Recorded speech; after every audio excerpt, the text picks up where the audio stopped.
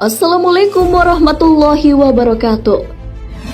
Sahabat beriman, ketika akan menemui Sang Pencipta, pasti ruh kita akan dicabut oleh malaikat maut. Tak ada yang bisa menghindar jika ajal sudah datang menjemput. Namun ternyata ada ruh yang tidak bisa dicabut dari berbagai arah. Malaikat pun bingung, lalu dengan apa malaikat maut mencabut ruh tersebut?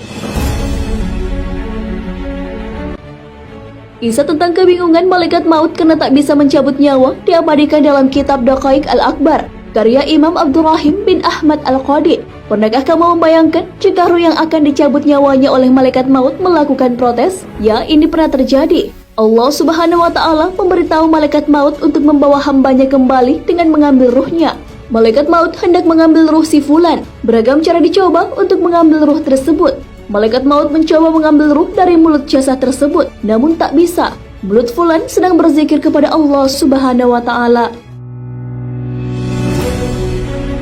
Lisan pun berkata bahwa malaikat maut tak punya jalan untuk mengambil ruh tersebut dari lisan, karena ia senantiasa berzikir menyebut nama Allah Subhanahu wa Ta'ala. Karena tak berhasil, malaikat maut pun kembali menghadap Allah dan mengadukan apa yang sedang dialaminya. Allah pun menanggapi keluhan tersebut dengan menyuruh mengambil dari sisi yang lain. Malaikat maut pun turun dan mencoba mencabut nyawa dari arah tangan fulan. Namun sayang sekali tak bisa juga. Ternyata tangan si fulan sering digunakan untuk bersedekah, mengelus-elus kepala anak yatim, dan menulis yang baik-baik. Tangan tersebut berkata, "Bukan dari arahku, engkau mengambil ruhku." Lagi-lagi malaikat maut menghadap Allah Subhanahu wa Ta'ala dan mengadukan hal yang dialaminya. Ia mengatakan sama persis dengan yang dikatakan oleh tangan fulan. Allah pun kembali bertitah untuk mengambil dari sisi yang lain. Kali ini sisi yang dipakai adalah kaki. Namun kaki si fulan berkata, "Aku meringankan langkah untuk sholat berjamaah, melaksanakan sholat 2 hari raya, dan aku tak kenal lelah melangkah menuju majelis taklim. Aku bukan arah untuk menarik ruh itu." Malaikat maut pun kembali menghadap Allah dan lagi-lagi ia diperintahkan untuk mengambil ruh tersebut dari sisi yang lain. Kali ini dari sisi manakah malaikat maut akan mencabut ruh tersebut?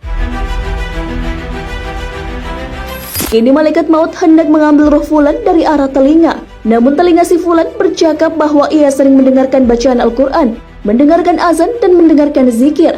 Telinga fulan bukanlah sisi yang tepat untuk mengambil ruh tersebut. Ia pun kembali menghadap Tuhannya dan mendapat perintah yang sama. Malaikat maut mencoba menjemput ruh itu dari kedua mata fulan. Apakah yang dikatakan oleh kedua mata itu? Mata tersebut berucap, "Kami berdua melihat mushaf Al-Quran, memandang wajah ulama, memandang kedua orang tua, dan memandang orang-orang soleh. Aku pun bukan arahmu, merenggut ruh."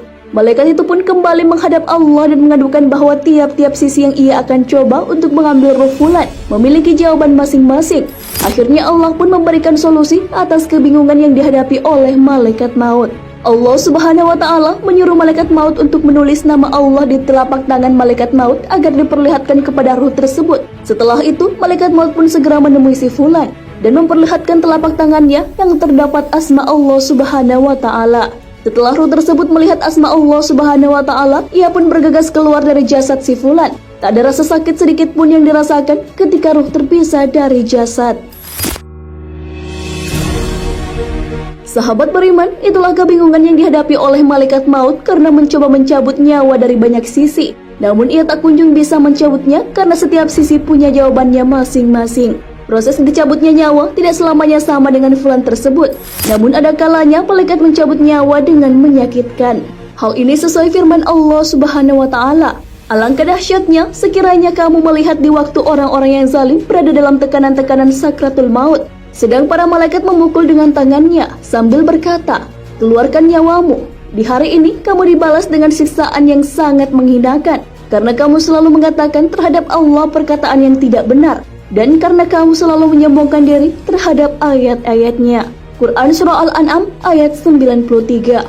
Wallahu a'lam bissawab.